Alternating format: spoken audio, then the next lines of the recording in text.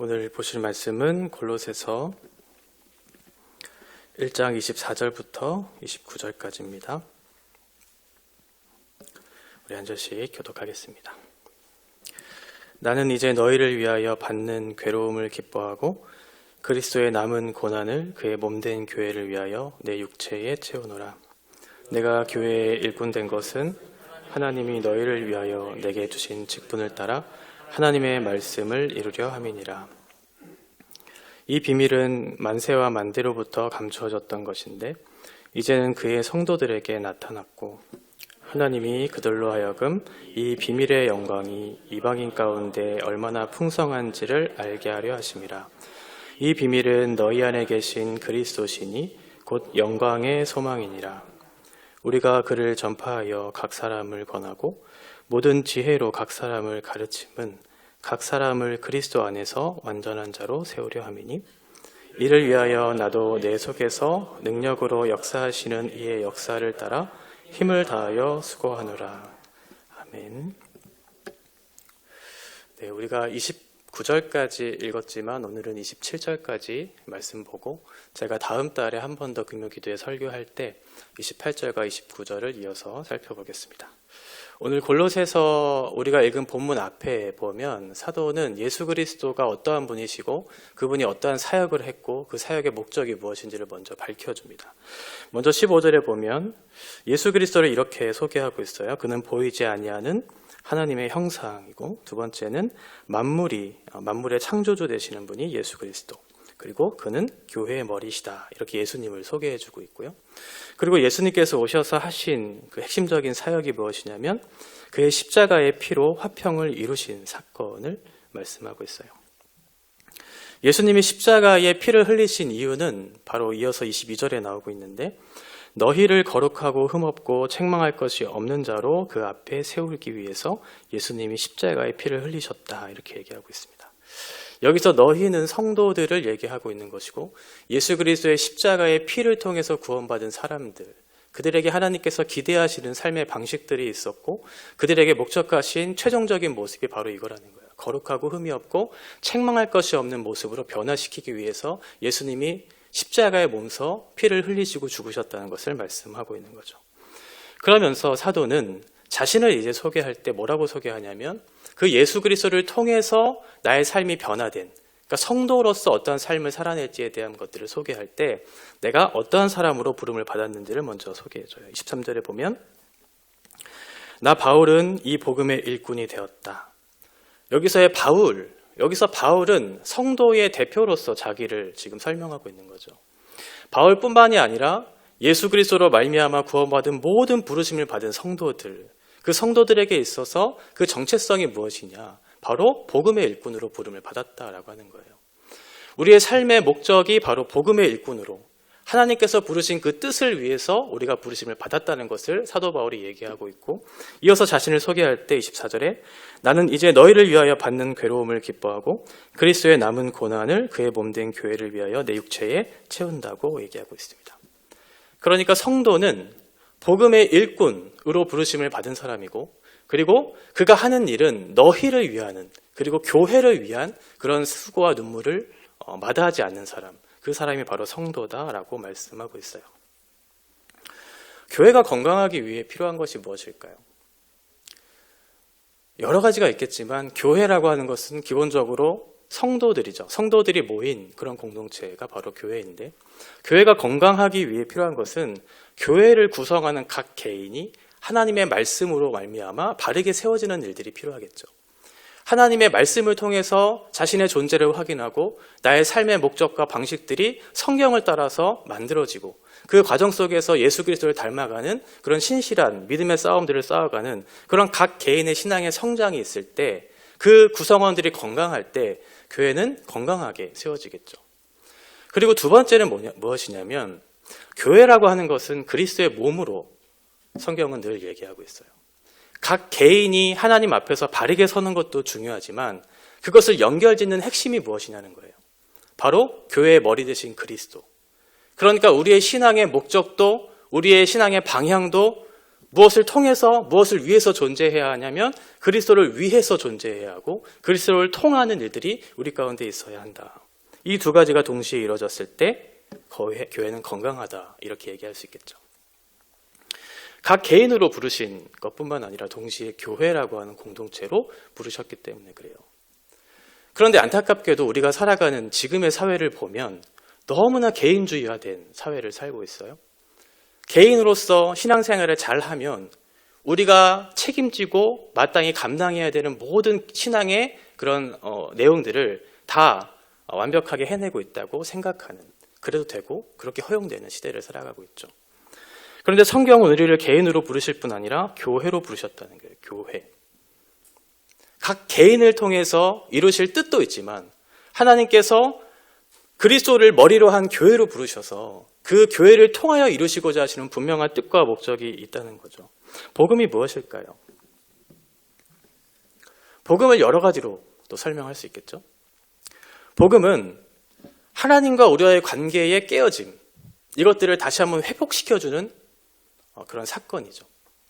하나님과 단절된, 하나님과 막혔던 그 장벽들을 허무신 예수 그리스도의 십자가의 대속의 사건을 통해서 그 장벽을 허무셔서 이제는 우리와 하나님과의 관계를 회복시켜 주시고 하나님과 끊어졌던, 그래서 결핍을 가지고 살아갔던 불행했던 우리의 인생이 하나님으로부터 오는 그 영양분을 공급받아서 비로소 그 생명의 부요함과 그 생명의 양식을 먹고 마심으로 비로소 사람다운 삶을 살게 될 수 있는 거잖아요. 그러니까 복음이라고 하는 것은 깨어진 관계를 다시 한번 회복시켜 주셔서 그 친밀한 관계 속으로 부르신 사건이 바로 복음이에요. 그런 면에서 보면 하나님께서 이 관계가 얼마나 우리에게 핵심적인 사건인가, 왜 교회라고 하는 곳을 한 몸을 이루시는 그 뜻이 얼마나 중요한지를 우리에게 다시 한번 확인시켜 주는 거죠. 죄로 인해서 하나님과 단절된 우리들, 하나님과 단절된 뿐만 아니라 하나님께서 만들어 놓으신 아름다운 피조 세계들도 우리가 다 단절됐죠. 그 자연을 가꾸고 사랑해야 될 우리들이 그 자연을 책임있게 감당하지 못하는 청지기적 사명을 다 우리가 그렇게 실패한 인생들이죠. 이웃을 사랑하고 이웃을 섬기면서 서로 하나됨을 이루어야 되는 존재들을 우리는 시기하고 미워하고 정죄하고 그를 끊어내기를 기뻐하는 사람들. 자기 자신조차도 누군지를 모르고 자기 자신조차도 사랑하지 못하는 자아와의 관계가 다 끊어진 그런 못난 우리들이 하나님의 아들 예수 그리스도를 통해서 그 깨어진 관계들이 다 회복시켜주는 그 역사들을 우리 가운데 비추어 주시고 가르쳐 주시죠. 그래서 그 관계 속으로 부르셔서 하나님이 우리에게 목적하신 그 뜻이 무엇인가를 가르쳐 주기 시작해요. 그때 붙여주신 사람들이 우리 옆에 있는 지체들이에요. 하나님께서 옆에 있는 사람들을 붙여주셨죠. 교회라고 하는 곳으로 붙여주셨죠. 서로 모양이 다르고 서로 배경이 다르고 서로 환경이 다른 우리들을 붙여주셨어요. 그리고 그것을 통해서 우리의 모난 부분들을 깎아가시기를 원하시는 마음들이 우리 가운데 있죠. 그 핵심은 그리스도고 그리스도 안에서 우리가 하나 될 수 있다고 성경은 얘기해주고 있어요. 오늘날 사회는 이 핵심적인 가치, 성경이 말하는 몸된 교회를 통해서 이루시는 하나님의 은혜의 결과들을 누리지 못하는 그런 안타까운 현실들을 우리가 살아가고 있다는 데 문제가 있는 거죠. 사도 바울은 자기를 소개할 때 어떻게 소개하고 있는지를 다시 한번 유심하게 보세요. 24절에 보면 나는 이제 너희를 위하여 받는 괴로움을 기뻐하고 그리스도의 남은 고난을 그의 몸된 교회를 위하여 내 육체에 채우노라. 사도는 지금 자신을 소개할 때 성도 그리고 교회라고 하는 관계 속에서 자기를 설명해 주고 있어요. 내가 부름받은 것은, 내가 복음의 일꾼으로 부름받은 것은 너희를 위하여 그리고 교회를 위하여 부름받은 존재다. 그 정체성과 사명이 그 관계 속에서 확인되어지고 있는 거죠. 한 인격으로 부름받은 우리들, 그러나 교회라고 하는 하나의 몸을 구성하는 개체로서 부르심을 받았다는 것을 우리가 잊어서는 안 돼요. 어떠한 면에서 우리가 신앙생활 할 때 예배가 핵심적인 우리의 신앙의 그런 수단? 그렇게 얘기할 수 있겠죠. 그런데 예배를 드린다고 하는 것은 단순히 하나님과 나와의 관계만을 얘기하고 있는 게 아니잖아요. 하나님께서 우리를 예배 공동체로 부르셔서 한 공동체적인 예배로 공동체적인 찬양과 기도와 그 거룩한 하나님의 백성으로서의 예배를 드리는 모습을 기뻐하시는 것이지, 각 개인의 예배만, 그런 면에서 예배만 드리고 서로 인사하지 않고 서로 어우러지지 않고 깨어지지 않고 서로 종이 되려고 하지 않는 그런 어리석은 신앙생활은 우리에게 유익이 되지 않아요. 각 개인에게 있어서도 그렇고 우리 공동체적으로 봤을 때도 결코 유익이 되지 않아요. 물론 그런 과정들을 겪어갈 때 힘들죠. 하나됨을 이루어가는 과정 속에 분명한 상처들이 있고 아픔들이 있죠. 서로 다르니까요. 죄인들이 모인 공동체가 어떻게 상처가 없고 아픔이 없고 실수가 없겠어요. 그런데 하나님께서 그걸 모르시고 우리를 부르신 것이 아니죠. 사도도 그렇게 알고 있던 거죠. 예수 그리스도의 발자취를 따라가는 이 삶을 살다면 반드시 괴로움과 고난이 있을 것이라고. 내가 너희를 위해서, 내가 교회를 위해서 사는 것이 결코 쉬운 일이 아니라고 사도는 지금 설명해 주고 있어요. 너희를 위하여 받는 괴로움을 기뻐하고 그리스도의 남은 고난을 육체에 채운다고 말하고 있는 거죠. 내가 너희를 섬기고 교회를 섬길 때 어떤 일이 일어나는 거예요? 괴로움이 있다는 거예요. 고난이 있다는 거예요. 이걸 이상하게 여기지 말라는 거죠. 어떠한 면에서 성도들이 한 몸을 이루어갈 때, 한 공동체를 이루어갈 때 그리스도의 몸을 닮아가는, 세워가는 과정 속에 이 괴로움과 이 고난이라고 하는 주제가 피할 수 없는 그런 주제라고 성경은 얘기하고 있는 거죠. 그럼에도 불구하고 우리의 마음속에 거리낌이 있고 불편함이 있기 때문에 이 괴로움과 고난이라고 하는 주제를 피하고 싶고, 그래서 결국은 함께 어우러지기를 우리가 거스르면서 개인적인 신앙생활을 하는 거잖아요. 그러나 그렇게 지어지지 말라고 성경은 우리에게 얘기하고 있어요. 어떠한 면에서 우리의 신앙과 우리의 인격이 아직 자라나지 못했다고 가정해 본다면, 우리가 아직 어려요. 어린 사람들에게 이것을 요구하진 않겠죠? 아직 잘 모르고 아직 잘 할 수 없는 사람들에게 그것을 요구하지는 않아요.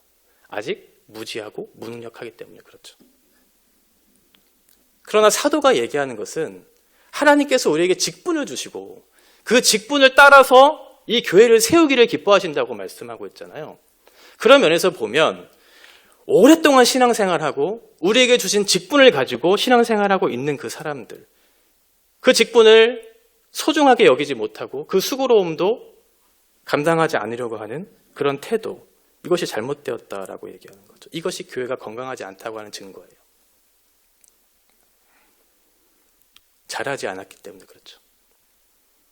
잘하지 않았기 때문에 그 괴로움과 그 고난을, 그 수고로움을 마땅히 감당하는 것을 거리끼게 되는 거죠.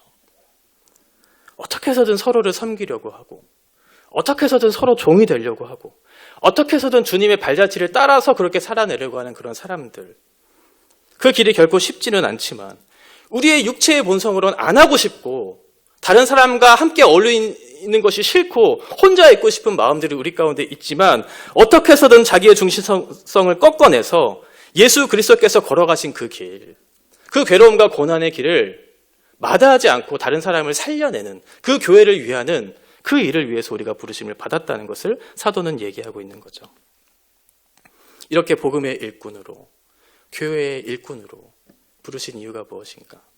25절에 보면 내가 교회의 일꾼 된 것은 하나님이 너희를 위하여 내게 주신 직분을 따라 하나님의 말씀을 이루려 함이니라.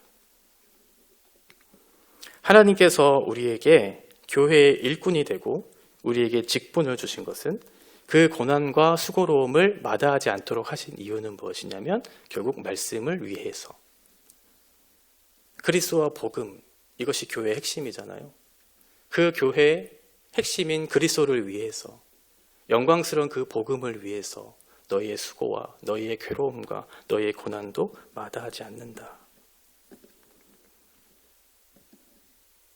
좁은 길을 걸어가야 할 때도 있고, 그 길을 걷다 보면 누군가는 하지 않아도 될 수고로움을 직면하게 될 때도 있고, 그 고난을 마주해야 될 때도 있지만 주님이 원하시는 그 길, 말씀을 이루는 그 길이라고 생각이 된다면 결코 포기하고 싶지 않은 거죠. 이 일 누가 할 수 있어요? 이 일 누가 할 수 있을까요? 지금 사도는 누구에게 얘기하고 있어요? 성도들에게 얘기하고 있어요. 하나님의 부름을 받은 성도들. 그래서 바울이 26절에 이렇게 얘기하는 거죠. 이 비밀은 만세와 만대로부터 감추어졌던 것인데 이제는 그의 성도들에게 나타났고, 그의 성도들에게 오래전부터 감추어졌던 그 비밀스러운 계시가 성도들에게 나타났다. 오랫동안 감추어진 왜곡된 가치들, 하나님께서 이 세상을 창조하신 것, 그 창조하신 목적, 그리고 인생을 두셔서 인생을 어떻게 살아가야지 참된 삶을 살아갈지에 대한 명확한 그 계획들을 다 가르쳐 주신 것들을 왜곡시키기 시작하고 덮어냈던 것들을 이제는 들추어냈다는 거예요. 누구를 통해서 들추어내셨을까요? 예수 그리스도의 십자가 사건을 통해서 들추어냈다. 이 비밀이라고 하는 미스테리오는 계시로 번역된 말이에요. 감추어졌던 것을 드러내서 보여주는 거죠. 원래 없던 것이 아니라 있었는데 감추고 왜곡시키고 덮어버려서 드러나지 않았던 그 참된 가치, 그것이 예수 그리스도의 십자가의 사건을 통해서 드러났다는 거예요. 내가 이 세상에 태어났지만 내가 살아가는 이유도 목적도 모른 채 시대가 요구하는 그런 보편적인 가치와 방식에 따라서 우리의 삶이 흘러간 대로 살다가 세상의 종로를 타며 살다가 육체의 방식을 따라 살아가는 것이 기쁘게, 그것이 마치 우리의 인생의 전부인 것처럼 살아가는 인생들에게 예수님이 나타나 보여주셨다는 거예요. 이 땅에 하나님이신 그분이 인간의 몸을 입고 이 땅에 오셨고 고난을 받으셨어요. 그리고 우리와 같은 인생들을 위해서 십자가의 대속의 사건을 통해서 구원하셨어요. 뿐만 아니라 부활을 통해서 그분이 참 생명의 주권자라는 사실을 가르쳐 주셨어요. 그리고 승천하셔서 그분이 참된 하나님의 아들이었다는 것을 인치심을 받았다는 것을 우리에게 가르쳐 주셨어요. 이 모든 사건을 통해서 그동안 감추어졌던 비밀, 그 계시가 드러났다고 얘기하고 있는 거죠. 누구에게요? 성도들에게요. 우리와 같은 성도들에게 그 비밀스러운 영광스러운 그 복음의 그 계시가 비추어졌다, 드러났다고 얘기하고 있는 거죠. 그 안에 참된 생명이 있고 부유함이 있다는 사실을 경험하게 하잖아요. 우리는 그것을 보고, 우리는 그것을 들었고, 우리는 그것을 믿은 사람들이죠. 그래서 고백해요. 나는 십자가 외에는 아무것도 알지 않기로 작정한다. 사도 바울의 고백처럼. 그것이 우리의 고백이죠. 고린도전서 2장 2절 우리 같이 한번 읽어보겠습니다. 내가 너희 중에서 예수 그리스도와 그가 십자가에 못 박히신 것 외에는 아무것도 알지 아니하기로 작정하였음이라. 율법과 할례로 이방인을 차별했던 유대인들, 선민의식을 가지고 우리는 너희와 다르다라고 그렇게 차별하면서 마치 본인들만 거룩한 성도인 것처럼 그렇게 자랑했던 유대인들에게 있어서 십자가는 거리끼는 거였어요. 그러나 예수님은 미련해 보이고 능력이 없어 보이는 십자가의 사건을 통해서 그 장벽을 허물기 시작했죠. 자격과 조건으로 줄을 세우고 사람들을 평가하는 이 시대의 방식, 세상의 정신을 무너뜨린 것이 바로 십자가 사건이에요.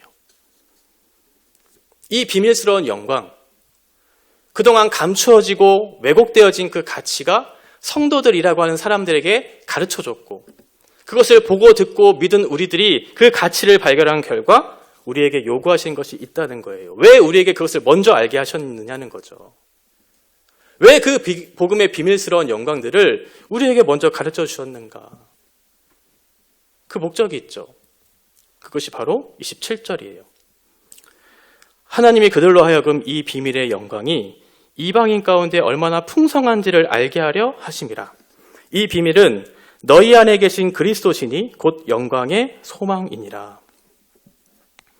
자격과 조건이 지배하는 이 세상 속에, 온갖 차별과 갈등과 대립이 있는 이 세상 속에 복음은 그것이 우리의 하나됨을 이루어가는 장벽이 되어진다고 얘기하고 있어요. 복음에는 차별이 없고 복음에는 등급이 없다. 어떠한 자격도 조건도 우리에게 요구되어지지 않는다. 예수 그리스도의 십자가의 사건을 통해서만 우리가 구원을 받을 수 있고, 너희가 하나 될 수 있는 근거는 예수 그리스도 안에서만 발견될 수 있다는 사실을 가르쳐주고 있는 거죠. 이 비밀스러운 영광을 소유한 사람들이 바로 성도들이에요. 저와 여러분들 같은 성도들이죠. 그리고 나서 우리에게 요구하시는 거예요. 너에게 이 비밀의 소유를 알게 하신 데에는 목적이 있다. 그것이 무엇이냐면 이방인들에게 이것이 얼마나 풍성하고 가치롭고 영광스러운지를 알려주기 위해서 내가 너에게 먼저 나타났다라고 얘기하고 있는 거죠. 예수를 알지 못하는 사람들에게 있어서 다른 사람과 연합하는 것은 불가능해요. 차별할 수밖에 없죠. 나눌 수밖에 없는 것이 우리의 인생인데, 그런데 우리들은 그렇게 사람들을 외모로 판단하지 않아요. 어떠한 사람의 됨됨이를 통해서, 어떠한 학벌을 통해서, 어떠한 경제력을 통해서, 어떠한 사람을 받을 만하고 어떠한 사람은 받지 못할 만한 사람으로 평가하지 않는다는 거죠. 우리는 세상의 가치로 사람들을 바라보지 않아요. 우리가 하나 될 수 있는 유일한 근거는 그리스도 예수 안에 있는 십자가의 사건, 그 복음의 그 영광스러운 비밀이 우리 가운데 누려지고 나눠지게 있기 때문에 서로 하나 될 수 있는 근거를 가지고 있는 사람들이죠. 그러니까 그 모든 것들을 허물 수 있는 이 핵심적인 사건이 복음이라는 것을 사도 바울은 알았고, 이 이방인들과 함께할 수 없는 우리들이 복음 때문에 하나 될 수 있다는 이 영광스러운 비밀을 너희가 소유했기에 너희도 그들을 받아낼 수 있는 근거가 있지 않느냐. 이 영광스러운 비밀들을 이방인들에게 나타내는 것이 너희에게 주어진 사명이라는 것을 말씀하고 있는 거죠. 그래서 이사야 선지자는 이렇게 얘기해요. 눈이 있어도 보지 못하고 귀가 있어도 듣지 못하는 백성을 이끌어내라. 이것이 우리의 부르심이에요. 하나님께서 우리에게 먼저 그 비밀의 영광스러움을 소유하게 하신 것은 그것을 보고도 보지 못하고 듣고도 듣지 못해서 이 세상의 왜곡된 가치에, 이 세상의 허물어진 허무한 방식의 종노릇하며 살아가는 그들에게 참된 빛이 무엇인지를 밝혀내므로 그들도 함께 예수 그리스도 안에서 하나됨을 이루는 그 영광스러운 복음을 누릴 수 있도록 우리에게 먼저 이 비밀을 소유하게 하신 것이죠. 그러한 면에서 한국교회는 많은 빚을 지고 있는 교회이죠. 많은 선교사들의 피와 눈물이 있고 또 우리의 윗선배들, 제 윗선배들의 눈물과 수고가 지금의 교회를 만들어냈잖아요. 그런 책임 있는 그런 희생과 수고를 마다하지 않는 그런 헌신이 있었기 때문에 지금의 이 은혜의 결과들을 누리게 된 거죠. 그 부르심은 동일해요. 세상은 복음의 진리를 왜곡하고 그 신앙의 열심을 가지고 있는 사람들을 이상하게 여기면서 신앙이 점점 하향 평준화되어지는 시대를 살아가고 있지만, 그렇다고 해서 우리가 믿는 복음은 왜곡될 그런 가치 없는 것들이 아니고 우리의 부르심도 희석될 그런 가치 없는 것들이 아니에요. 여전히 하나님의 부르심은 동일하고 여전히 그 복음의 핵심적인 사건을 통해서 우리가 하나 될 수 있다고 얘기하고 있죠. 눈이 있어도 보지 못하는, 귀가 있어도 듣지 못하는 그들을 이끌어내라. 그것이 우리의 사명이고, 그를 위해서 우리는 이 괴로움과 고난도 마다하지 않고 수고로움도 마다하지 않으면서 그 영광의 비밀을 소유한 사람답게 기꺼이 그 길을 걸어가는 것이죠. 괴로움을 좋아하는 사람이 누가 있겠어요? 수고를 마다하지 않는 그 헌신을 하는 그 일이 결코 쉽지 않다는 것을 알고 있죠. 그러나 그 고난도 기꺼이 받아내는 거예요. 그 길이 결코 쉽지 않고 수고로운 길이라는 사실을 알지만 주님 때문에, 옆에 있는 지체들 때문에, 교회 때문에 그 일을 마다하지 않고 힘있게 달려가는 것이죠. 왜냐하면 이 비밀은 너희 안에 계신 그리스도니 곧 영광의 소망이기 때문에 그래요. 하나님께서 우리를 부르신 이유는 우리를 거룩하고 흠이 없고 책망할 것이 없는 사람으로 변화시키기 위해서 우리를 부르셨고, 우리가 이 싸움을 포기할 수 없는 이유도 우리를 거룩하게 하고 흠이 없고 책망이 없는 그런 정결한 모습으로 우리를 빚어갈 것에 대한 소망이 있기 때문에 그렇죠. 그리스도의 남은 고난을 내 육체에 채우는 일, 이것이 얼마나 영광스럽고 복된 일인지 아는 사람들이 점점 늘어나면 늘어날수록 교회는 건강해질 것이고, 이 수고와 괴로움을 기쁨으로 감당해내는 그런 사람들이 날로 날로 더해질 때 많은 사람들이 그 빛을 보고 그 영광의 복음에 참여하는 일들이 있을 거예요. 저와 여러분들이 그런 자리로 부르셨다는 사실을 기억하면서 우리가 그런 사람이 먼저 되고 우리 음현동교회가 그 빛을 비추이는 그런 사명을 잘 감당해서 주님 주신 귀한 사명 헛되이 버리지 않고 잘 사용해서 이 땅에 죽어가는 많은 영혼들에게 예수 그리스도의 십자가의 영광스러운 복음의 비밀들을 선포하고 알리는 그런 복된 그런 인생을 걸어가는 저와 여러분 되시기를 바랍니다.